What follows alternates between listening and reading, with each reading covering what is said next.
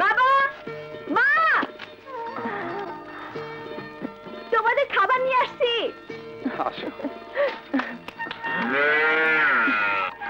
তোরা খাইছস?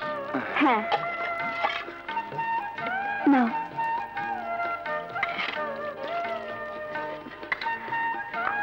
আমার কাছে দাও, ফালা দি। ধরো। বাবা, তোমার একটা কথা বলি। বল। আমার কিছু টাকা দরকার। কি করবি? রাজুর একটা জামা কিনে দেবো, সারাদিন খালি গায়ে থাকে। ও ছেলে মানুষ, ও খালি গায়ে থাকলে অসুবিধা কি? আমার খারাপ লাগে মা। মারে, সংসারের অবস্থা তো জানিস, খাইয়া না খাইয়া দিন পার হয়। তোর বিয়ার জন্য 2-4 পয়সা আলাদা রাখতে হয়। আমার বিয়ের জন্য তোমাদের ভাবতে হবে না বাবা। মেয়ে বলে কি, যুবতী মেয়ের বিয়ের চিন্তা কোনো বাপ না মাথা থেকে ফেলাইতে পারে? আল্লাহ যা লিখে রাখছে তাই হবে। তুমি টাকা দিবা কিনা তাই বলো। আচ্ছা ঠিক আছে, দেমু।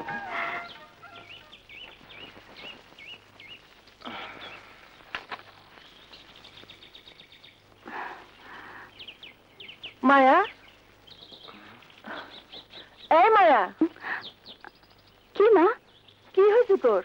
মা, রাজু কখন গেছে দর্জির দোকানে, এখনো আসতেছে না। কি ছেলে মেয়ে যে পেটে ধরলাম, একজন আরেকজনকে ছাড়া এক মুহূর্তও থাকতে পারে না। আরে দর্জির দোকানেই তো গেছে, শহরে বন্দরে তো যায় নাই। যখন শ্বশুর বাড়ি যাবি তখন কি ভাইরে সঙ্গে নিয়ে যাবি? আপা, আপা, এই পাজি, এই এই এত দেরি করলি? আমি পথ চেয়েছি মরতেছি। দেখি তো জামাটা দেখি।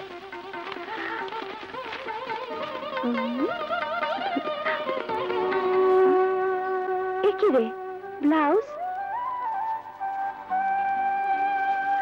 আমি তো কাপড় কিনে তোর জামা বানাতে বলছিলাম। জামার বদলে আমি ব্লাউজ বানাতে বলেছি আপা। কেন? আমি খালি গায়ে থাকলে কেউ দেখে না আপা, কিন্তু তোমার ব্লাউজ ছিঁড়ে গেছে। ছেঁড়া ব্লাউজের দিকে সবাই কেমন করে তাকিয়ে থাকে, সেদিন দোকানে দেখেছি।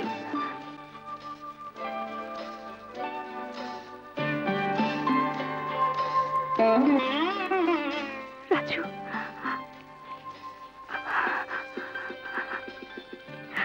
রাজু,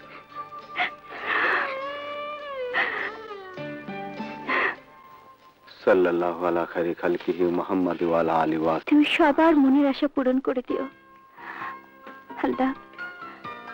তুমি আমার বাবা মাকে দীর্ঘায়ু করো, তাদেরকে সুস্থ রাখো। আমার ভাইটাকে তুমি মানুষের মতো মানুষ করে দিও।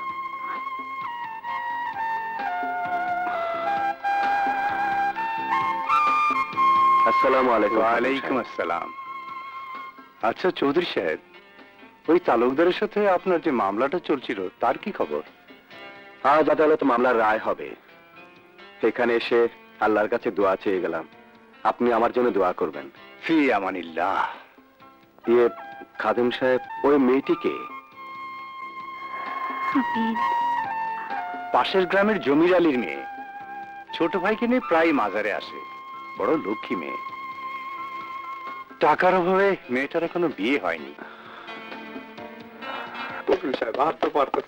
টাকা ছাড়া মামলা হয় না, যান টাকা পয়সা নিয়ে আসেন। যাও, 150 টাকার 2টা কফি নিয়ে আসো।